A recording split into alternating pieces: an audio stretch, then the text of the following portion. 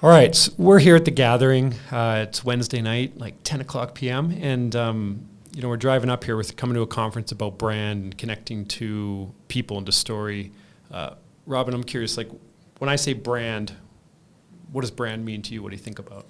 Yeah, I'd like to define brand as the emotional connection you get, like in your kind of instinctually when you see a brand or you interact with a brand, whether you hear, the jingle, you see it in an ad, or you just see it on someone's T-shirt. There's an emotional response, positive or negative, to that brand. And there's Stephen Covey had his theory about the emotional bank account. So I'll explain this because not everyone will know what that is.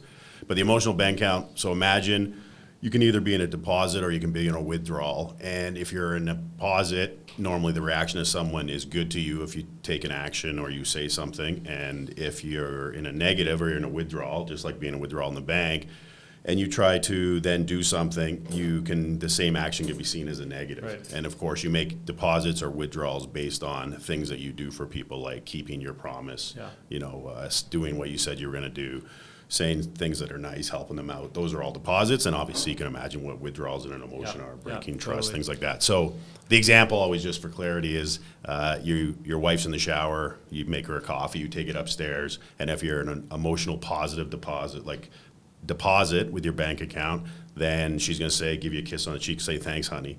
And if you're in a withdraw, you make your wife a cup of coffee, you take it upstairs to her, and she comes out of the shower and says, what do you want? Right? And the same exact action produces a different result based on being positive, negative. So take that to a brand. Essentially, over the years of a brand, you have all these deposits it's making for you if things are going well with the brand and the way it's the awareness and the visibility and what it does in the community and how its commercials fit with your values. All those things come to play. You'll be in a positive. At the same time, you can have a negative. And major events, obviously, with a brand can switch that really fast from a positive or a negative. So if you have a huge negative event, maybe even Tylenol getting poisoned, which wasn't their fault. Yep. But then when they do something, it can be seen, the press release from the CEO can be seen in a cynical light, where if he had made the same gesture, but he was in a huge positive, then it would be seen in a positive light. So it can really, that's, to simplify it, it's that emotional connection you get to a brand based on your years of experience with it. Right. And I think the marketing team's job, the branding team's job is to create as many positive interactions. And I'm going on now, but the Yeti presentation. What you're describing, I think, is what we define as brand equity, the difference between your deposits and your withdrawals over a period of time.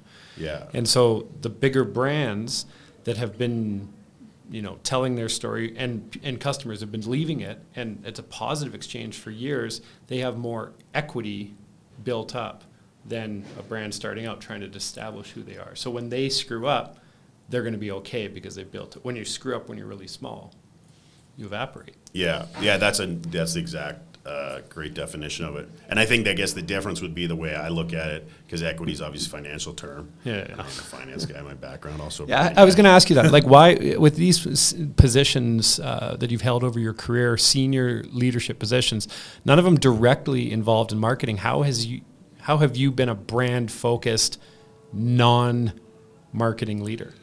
Well, I always had marketing report to me in different roles. So the first one, like when I worked for the water company, and that's a different podcast on culture. These three guys let you do anything. If they trusted you, they were so cheap in a positive way. They wanted a small head office team. Yeah. And once they trusted you, and I'd been their banker, so I earned their trust to come in as VP Finance, but they let me do anything. So I was running marketing campaigns in England. Like I was building manufacturing plants. I had no business at that point being involved in building a manufacturing plant, and they just let me go and figure it out and come back if I needed help. And you'd be, I worked 20-hour days, 7 days a week, traveled all over the world, but they would literally let me do anything. And so that kind of got me, I got to work with brand agencies, and then ended up going to work for Danone, and that's when we really got into heavy marketing on the consumer packaged goods side. Got you. So coming up here, you haven't been to the gathering before. Do you have any expectations? What were you hoping to get from this experience? I think, as you've talked about it over the years, and I had hoped to attend before, I started reading a lot about it, and I was on their email list, and I think you described it with such passion 2 or 3 years, probably 2 years ago, and how inspired you were by it. And then in the marketing material combined with you talking about it when you came back made me think that this is a group of people that I would be inspired by.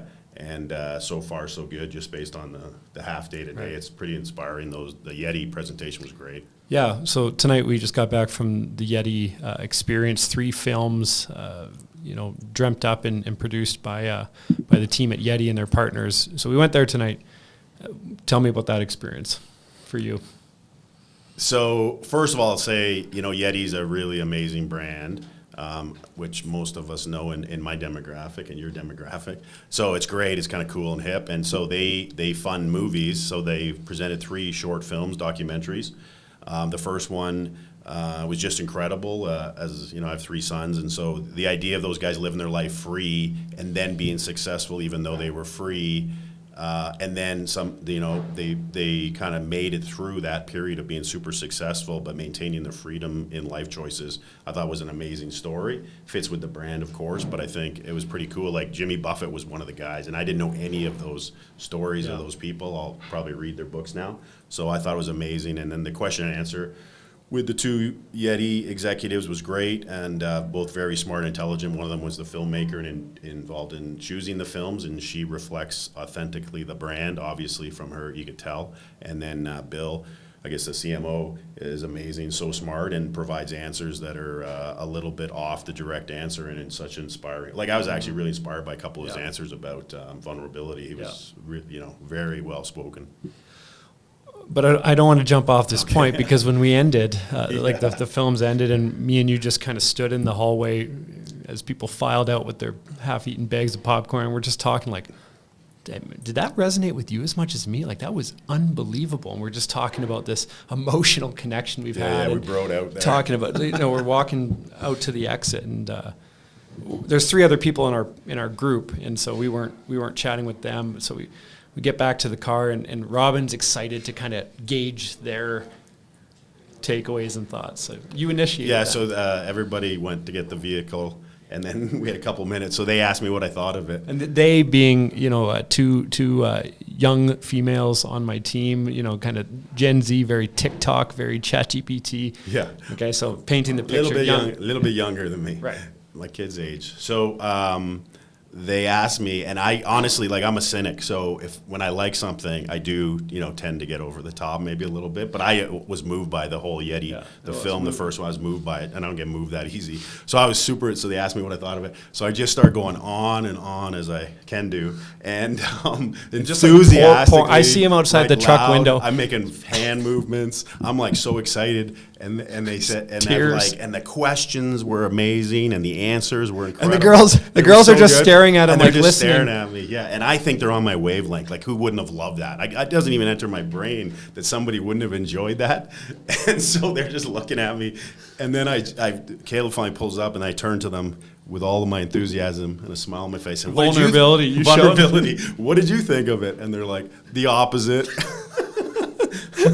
with a deadpan stare, like blowing a bubble. Yeah, that was the complete funny. Opposite. I just cracked up laughing. But then we started talking about, after the laughter wore off, we started to talk about how perfect a case study this is, and that you have a brand that stands for a certain specific set of values and ethos and soul, and they want to connect with people that share that. But at the same time, they want to repel those that are not of that shared culture, right? And so I think we kind of saw that in that moment. It was like a black and white example of your target market for sure. So many times we talk about, very tactical. What's our target market? What's our target audience? But do we really know them well enough to be able to define accurately who they are not, right? Yeah. It's like, the quote, people like us do things like this, right? It's a culture, and it's not for them, but but they were respectful about our perspective. Yeah, I just got carried away. So, tell me, for those that don't kind of haven't met you before or understand your story, can you give us sort of a high-level summary of how your career started and where it's gone, and ups and downs and nooks and crannies to where you are today? Wow. And kind of describe big span of time, broad topic, but give us the overview. Yeah, just cut me off when I start going on too long. Yeah. So proud, born and raised Barrie, Ontario. Grew up in, I'm 53, so I grew up in the 70s and then the 80s. Love being from Barrie. Still love going back there, and amazing place to grow up. Small town Canada, you can't beat it. Instilled in me my love of hockey. Yeah. So that was a big thing. You know, I got AAA hockey was my claim to fame, and Barrie minor, and just loved it and loved hockey ever since. I still play men's hockey. My sons play, 2 of them play a high level of men's hockey. All my kids play. I just love hockey, and that's a lot about small tech Canada that brings us together. Anyway, went to McMaster, did my BCom. And this is, you know, I didn't have a master plan for my life. So I was in the gym one day, and I heard a guy talking about Vancouver, and I had been there for Expo 86 when my mom brought me out. Yeah. They said something about you can ski and golf at the same day. So it was weird. This is kind of a fate thing. So that stuck in my head. That's kind of cool. I never thought of that before. Growing up in Hamilton and Barrie is a lot of bad winters. So then about a week later, I was wandering around waiting for a class to start a career fair. And I didn't know anything about SFU. I'd never even heard of it, to my knowledge. And they had an MBA, and I started talking to the ladies. And you could apply for $80, and I didn't have much money. So $80, you know, was a couple 2-4s, which is that's how you measure it. That was an economy of So maybe 3 back then. Yeah. So I applied and sent my application for the MBA school out. I had already written my GMAT. This was September of '93, and within a month they gave me acceptance. I never applied anywhere else. I just said, okay, I'll go live in Vancouver. It was more about living in Vancouver than doing my MBA. Yeah. Again, you're not really, when you're a CEO, you're not supposed to tell those stories, but it is true. Fate matters. You can tell them now. And so I ended up coming out west, and I lived in Banff, right where we are now. So this trip has brought back some cool memories. And I came out with a couple buddies, Brad and Andy, and they had jobs, and I didn't, and I got some jobs here, and I won't get into that, but that was a lot of fun. I was a bank teller at Bow Valley Credit Union and a night auditor for a while, and I lived at the Y Youth Hostel, so shout out the hostel down the street. Anyway, I went on and I got my MBA, and then my buddy got hired by TD Bank, Bill Cunningham, and he said they were looking for people to interview, and I had met my future wife, and I was planning to do my thesis for another 6 months, like 2 more terms. And so they interviewed me. They gave me 3 interviews in 2 days. They said, well, we're going to offer you a job, but you have to start in January, and this was kind of October. Jeez. And so I had no plan to get my thesis done, but I couldn't graduate with my thesis. And I accepted the job. And so I went to my prof, and because I was done all my coursework, I was just staying there because Corrine was there, and so I told my prof I need to graduate in instead of like 6 months, like 2 months, and he went, "You're never effing graduating this term. Really? I'm never going to let you." And they have to sign off on your thesis. Isn't the point of school to get you a job? But wait, it's fine in the end. So he was super mad because he knew what. So I ended up staying up for like almost 4 nights in a row, like a limited sleep. Because he said, the only way I'll let you graduate is you have to have me a draft by whatever it was next Thursday. Mm-hmm. And it has to be on my desk, fully written. And then I'll review it, which will then give us the timeline. But he said, that's it. So I ended up staying up all night. Corrine, bless her soul, stayed up with me some of those nights to help. And I submitted my thesis. He was pretty good about it in the end. And he actually came up with the idea that it was on gambling, and he came up with the idea I should write a chapter on fantasy football and the internet. What year was this? So my project was on fantasy football. So you invented fantasy football? No. Okay. So my roommate, this is a funny story. You'll like this story. My roommate was... What year is this? Sorry, this is 94. Okay, so early days fantasy football. Fall in 93. Yeah. So in university, we had a roommate, Steve, who used to run we didn't even know what fantasy football was at the time. Yeah. He introduced us to it. 7 guys lived in a house. He manually did fantasy football. You guys cannot even imagine. No way. He manually had to get the newspapers and get all the stats. During our 4 years of university, the score came on as a digital billboard with football stats. That actually happened in the early 90s. I'm pretty sure. And he added it all up? So he would go and add it all up. And when you drafted your team, you had to buy magazines. I've never told you this before.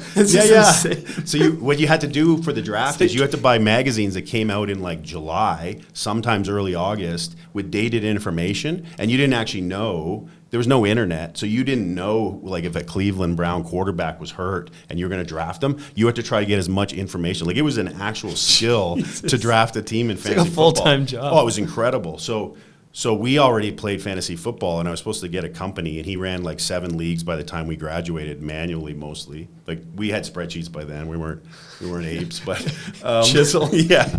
And he ran all these leagues, and I said I have to do this because I had to do it in a short period of time, my thesis. So I was like, I'm going to do fantasy football. And what? You wrote your I ran it I did a thesis on small business and the impact of what gambling and fantasy football, what it kind of meant. My thesis is at SFU, you can pull it out. And anyway, my prof was a genius, obviously, and he said, write a chapter how the internet's going to affect gambling, and because you're doing fantasy football on what this business is. So I wrote this whole chapter about how big. It sounds like you invented fantasy football. No, I didn't invent fantasy football at all. I wrote it, but the prof said, write a chapter, not me. I didn't create it. The prof said, write a chapter on internet. And I wrote a chapter essentially, which would have been my dream job, talk about not being free. And I put it on a shelf and I went to work for the bank. Meanwhile, if I had jumped into the industry as an MBA student with that project, like it's $1 billion. Well, that's industry. what I'm saying. It's crazy, so stupid, missed opportunity. When you guys were doing it on paper, the only digitization of it that you had was the ticker to measure the stats. And that was, But the who's available to draft, and you had to find that. You had to find that. They would sell these magazines in the stores, and you had to buy them, and they were always a couple weeks old. And not everybody would put the effort in, so it'd be a week, and then you're scrambling. Now, the internet chat room started while I was in university. So that was like, say, 92. It was manual 91. And then by 93, the internet existed. It was still, like there was an ESPN chat by 93, I think. So it started then. You look at you can't believe it. Dude. Can I read this thesis, or at least that chapter? Anyways. Al Gore did not invent the internet. Fantasy football did. Different Gore. Well, let's, a couple minutes. Let's quickly, I want to understand your fantasy football team right now. What's going on? No, you don't. Okay, least worst topic of any podcast ever. I'm kidding. All right, so what's on your mind? You got a question for me? This is a dialogue. Well, I think what you've done, so I've known you since you're 1 year out of being quarterback, Div 1, NCAA. No. I know all the colleges now because of that's your favorite game. Video game. Yeah, that's right. Except the difference is they get paid now. We didn't get paid back then. You got a draft in that game. You have to go recruit into people's houses. It's crazy. The level of detail in games is insane. So it was like 13, 14 years ago we met each other. And then we were pioneers on the early side of social media, when it was just coming out and being used in brands, and rolled it out at a restaurant brand and with great success, and really, I mean, I was a young guy, and I got hooked up with Robin, and I could tell right away that there was a mounting frustration that Robin was having because he could see it, right? But he was trying to convince, a bunch of people that just were mentally and emotionally blocked to it, like not even consideration, right? So I remember when I came in, I saw Robin as an ally in terms of like, we can team up together and build this business case, which is ultimately what you led. Yeah, it was amazing. Yeah, that first presentation we did it. I was thinking of those slides today. Crazy. Where the dollar spent, it was nothing. Yeah. On the one side, and then for digital, and we can dominate this because it's so cheap. Yeah. Anyway, but it was lots of fun. So Caleb, and then he moved to Cabo. Not to get into your background, but we went for a conference there with my kids. So my kids, when they were young, spent a lot of time with Caleb, having some fun, watching magic tricks. But anyway, my question is a long-winded intro to a question. You've had great success. You have a number of clients. You're very authentic, like you presented to my CEO forum group, McKay CEO forum group, and they all responded very well to you. I know you follow a very formal sales process because it works based on science, but what's that intangible factor, if you are going to compliment yourself, that you have that makes you so good at building relationships that last? It's a loaded question. I think I'm definitely not a process or system person. I wish I was. I wish I could kind of see the world you see it, ones and zeros and graphs and charts, and be able to, but I can't. So I think, when I think about why do I feel comfortable being in scenarios where we can talk and ask questions and talk about business and that not be a difficult place for me. It has nothing to do with any system and process. It's more just like a gut feel and seeing the humanity in the people I'm talking to. So that's it. Enough about me. Okay, because I was going to ask. So, here's a more management question. You... this will be an interesting, I think. So you essentially, I thought you founded the firm, which I think you did. Yeah. And then you ended up bringing in a partner, and you guys very clearly defined your roles, which is very hard to do for some partnerships. Kind of describe that process, and because I'll say compliments to you for having that maturity, but it must have been a hard thought process. Well, I went to the MBA at SFU as well, and I got my MBA there, and but I went there with a very specific purpose, which was my goal was to find a co-founder, and I didn't know what type of business, what industry, like product, service. I was agnostic heading in. We were winding up to the end of the semester, or the end of the program rather, and there was one more opportunity, one last project that was issued by the Jim Pattison Auto Group to come up with a social media strategy. This is early days social media. So we had to get into groups, and there's this guy I had my eye on like the whole year. I was like, I gotta get into a group with this guy. Finally, last chance to get into a group with him, and anyways, fast forward today. He and I co-founded. It was different company name back then, but still Hook and Ladder. We founded it. He went to Accenture for a few years to kind of like get the high-level consulting exposure. And then when we were ready to scale and build the team out, he came back on, and he's a CEO, and he kind of leads the ship, and I support him the best I can. Yeah, that's an amazing story. Like, that's incredible forethought and strategic planning if you think about it. Happen chance.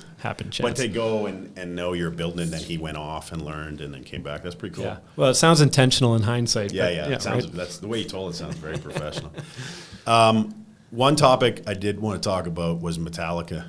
Yeah. Okay. Well, we're driving up here, and you never really think. I mean, I wasn't ever thinking that bands are brands, but we're at a conference here celebrating the best brands in the world, the best brand leaders in the world, but there's no band, like a musical act. And so why does Metallica deserve to be here? Yeah, so full disclosure, unlike Nancy Pelosi, I have some insider information. I am in the Metallica fan club. I'm proud as an executive to be in that club. I'm a huge Metallica fan. So what does that mean, in the club? Like, how intense are we talking here? Loyalty marketing. Well, I've been to over 30 concerts. If I wasn't married with kids, I probably would have been to more. I do love seeing them. I'd see them every night if I could in every town, and have taken some great trips with great friends. And my kids have all seen them. My wife's seen them probably too many times for her liking, but she loves them too, and so it's been great. Anyway, yeah, all my kids have seen them. Oh my God. They saw them when they were young. This is beyond just liking a band. So I really like Metallica, and one of the neat things they did is they used to have a standard fan club. If you grew up, when I grew up, there used to be fan clubs of bands. Kind of a geeky thing, obviously, to do, but whatever. I can't be proud of everything. And I used to pay $27 or whatever it was a year to be in the Metallica fan club. I was probably in the Iron Maiden fan club too when I was little. That's right. But that one didn't last. I still love Iron Maiden, but not to the same degree. And so probably because of loyalty marketing. And so Metallica, one year, maybe 20 years ago, you'd say off, I'm in the Metallica fan club. You get a little card. You get a free T-shirt. What? And you get magazines. Metallica's, you got 4 magazines. How old were you at this point when you joined the fan club? I wasn't 8. I think I was originally probably in Iron Maidens, and then I was later on. And I had a little more disposable income, so I guess for the $25. Anyway, so then so the reason I'm telling this story is because Metallica understands the lifetime value of a customer. They, to me, as a customer, as theirs, if you want to call it that, market to me in a way that touches, like their knowledge of their fan base is precise. And it's amazing the response they get, and I'll give a few examples of that because I think like it's real amazing. Emotional so response. As I joke about I love Metallica, which I do, I've also, as a business person, I admire over the years because I've lived it firsthand. It's almost like being in a focus group. All the stuff they've done and the hundreds or thousands of dollars I spend each year on Metallica is a testament, and their other fans around the world, of how good they are at loyalty marketing. And they do deserve to be here because whoever runs their business, I'm sure it's not James and Lars, but I'm sure they have a huge influence on it. Whatever their culture they built about being fan friendly, they then turn that into a purpose for a business, which is Metallica, but they do it with the value system that everything's pro fan, so you don't feel like you're getting sold to. Right. Obviously, other bands tried this. Some have been. Why do you think this approach was so important to Metallica, but not as important as to a group like Kiss? They're both succeeding in the industry. Why would you choose the way Metallica does versus the way Kiss plays the game? I wouldn't have any negative things to say about the way Kiss does it, because they also have a fan base that's super loyal. Right. So I haven't personally experienced it the same way. I love Kiss. I've seen them over 10 times. There's a whole other story in there, And so I love Kiss, but I think Kiss did it more. They used to be on, they were on TV shows when I was a kid. They would be guest stars on sitcoms and stuff. Oh, really? And they marketed to be celebrities. Yeah. I don't think Metallica ever marketed themselves as celebrities, so maybe that's a difference. Gotcha. But there are people being buried in Kiss tombs or coffins, right? Right. So that's there's a level of, yeah. and maybe some of it's the age, because Kiss is probably 10 years older than Metallica. Right. Anyway, but they were pretty good. But I'd say other bands haven't done it the same, but in this loyalty marketing. So they made us all free members, and they called us legacy members, which I'm sure they hired a consultant for. But that's pretty cool. You feel cool, right? You're a legacy member. Yeah. What does it mean? And then they send you a free T-shirt every year that they don't sell to anyone else. And you'll see people wearing them proudly at concerts. Oh, and it's kind of like a nod. You're a true, if you're a true fan. And Interesting. they send you the magazine still, but then they send you, you can join their vinyl club. And so I get all these special recordings or live versions of songs on vinyl that nobody else can buy. Every time they go on tour, the tickets come to you a week early. You can order anywhere in the world if you're a legacy member. And so things that cost them nothing, by the way. Cost them nothing. And they actually probably helps them that all their loyalty members sign up first. Right. Even the way they designed this concert, they did it. They only played Friday and Sunday nights in stadiums and cities. And so, for example, it was Seattle Friday, Sunday night of Labor Day.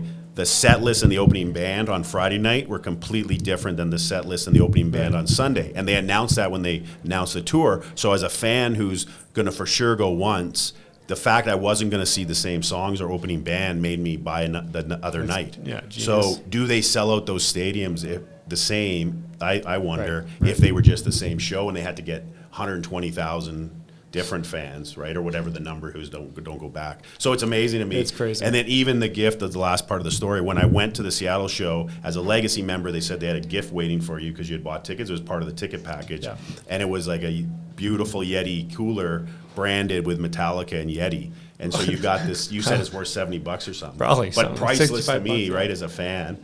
I would never buy one, That's and amazing. now I have this gift. So to me, they just every year they're coming up. They put their videos out for free, high def concerts on YouTube, guaranteed biggest catalog online of live music. Every show they release 2 to 4 songs that are high def produced, professionally produced live on. So their YouTube catalog is gigantic with millions of views of every song. Yeah, and they're just their brand's just in your face as a fan. So it's a credible case study. They need to be here and. They probably will. The band should be Stones. Yeah, they might not ever make it. So, Robin, what's going on for you right now? What are you thinking about? What are you working on? You have a little bit of an opportunity to gain some perspective and respect of the past. Where are you at right now? What's your next thing? So, advising a few companies right now, helping them out. With sort of fractional role in one and some more board advisory in another. I invest in some businesses where I invest with buddies in certain businesses that come up.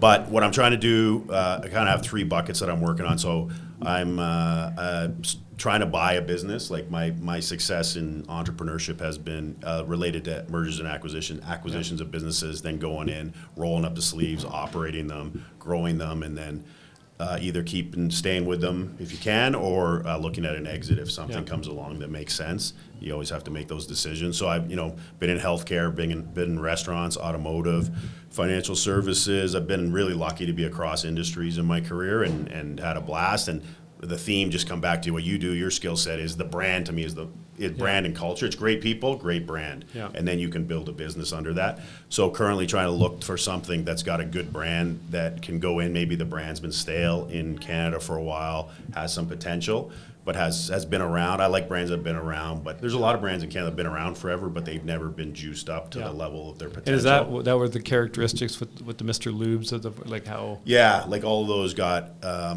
even you can go back to Boston Pizza changing when Jim and George brought it was a huge milestone in cranking up a brand that had already been around 15 years or so when they bought it. And then when the professional manager came in, with the Cordoba, and then it went to a whole other level of success. So that is probably one of Canada's great stories on a brand that was stagnant and then got a boost. And I think there's a lot of those with potential. And so working on looking at deals and trying to put some together by business.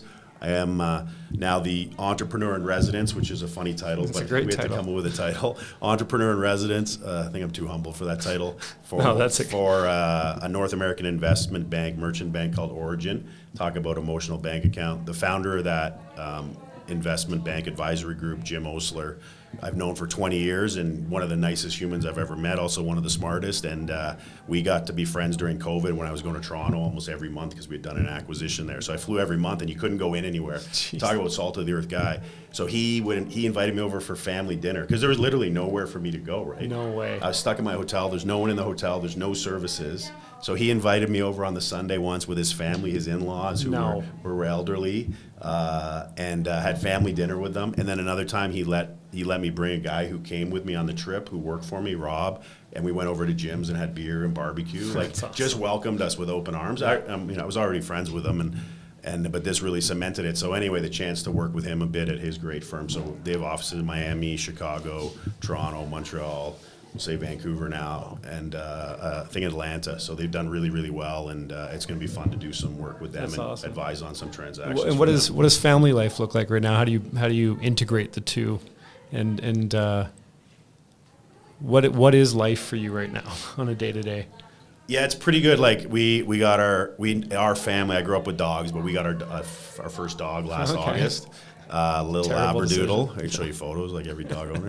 I could tell stories. Anyway, I love the dog, so I've been I go downtown or have meetings a couple days a week, but then I'm home a little bit more than I was when I was traveling all the time. So I walk the dog all the time, loving the dog. My wife's home, so 2 of my kids are out playing junior hockey. My other son's going to SFU, and he lives at home still because of COVID. He never got to go to residence, so he stayed. Yeah, brutal. And but he's having a blast and doing great. So the 3 of us are around getting a rhythm and flow, and the other 2 are off playing hockey. So that's fun. And then do some trips to see the kids play hockey. That's awesome. Going out to Vermont here soon, and just hanging out, figuring out kind of the path forward. And again, looking to be inspired, and really appreciate you inviting me to this conference. Awesome, man. Leave us with this. Who would you recommend needs to? Well, you haven't experienced it yet, but who do you think needs to be at an event like this, and why? If you could recommend it. You guys discussed both in your panel you led today, or your moderation with the speaker, and then the other panel about how some executives, and I probably am unique in my skill set in a lot of ways, but having the finance and the operations, marketing, branding, not always there for people. But I always got the importance of brand. A lot of it is because of those early days at the water company. Mm-hmm. And then I got to work with, Danone, and then I got to be with the guys at Boston Pizza, and then run our own brands. So I always got the importance of a brand, but I don't think every executive gets it. You guys talked about it today. So I think if other executives that aren't related to marketing, like if I had a founder I worked for, or if I was a CMO and I had a CFO and a CEO that I worked with that don't always get it, because there is a level, like Bill talked about it, and I talk about this, is that gut instinct is important in marketing. You can't measure everything. When we pioneered, you got to be okay with that. I don't say we pioneered social media. We were early in social media. We invented social media and fantasy football. Yeah. Damn, man. We didn't get paid for either. We are just giving away we're socialists. And so so much invention. So it's that they would benefit, especially CEOs who don't have a marketing background, would benefit from coming here.